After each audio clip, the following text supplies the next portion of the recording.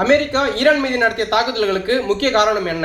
ஈரானின் அணு ஆயுத திட்டங்கள் மற்றும் யுரேனியம் செறிவூட்டல். அமெரிக்கா ஈரான் மீது நடத்திய ராணுவ நடவடிக்கைக்கு அமெரிக்கா சூட்டிய பெயர் என்ன? Operation Epic fury.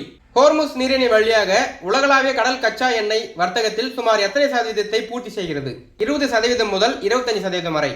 Iran Israel America போர் பதற்றத்தின் காரணமாக எரிசக்தி தட்டுப்பாடு ஏற்படும் என்ற அச்சத்தில் எந்த நாடு அவசர நிலையை முதலில் அறிவித்தது? பிலிப்பைன்ஸ். 2026 மார்ச் மாதம் மகாத்மா காந்தியின் மார்பளவு சிலை எந்த நாட்டில் திறந்து வைக்கப்பட்டுள்ளது? அமெரிக்காவில் உள்ள மொன்டானா பல்கலைக்கழகத்தில் உள்ள மைக் மேன்ஸ்பீல்ட் மையத்தில். மார்ச் 2026 உலக சுகாதார அமைப்பால் அதிகாரப்பூர்வமாக தொழுநோயை ஒழித்த இரண்டாவது நாடாக எந்த நாடு அறிவிக்கப்பட்டது? சிலி. அமெரிக்காவின் 250வது சுதந்திர தினத்தை கொண்டாடும் வகையில் 2026 ஆண்டு மார்ச் மாதம் அறிவிக்கப்பட்ட தகவலின்படி அமெரிக்க டாலர் நோட்டுகளில் யாருடைய கையொப்பம் இடம்பெற உள்ளது? அதிபர் டொனால்ட் ட்ரம்ப்.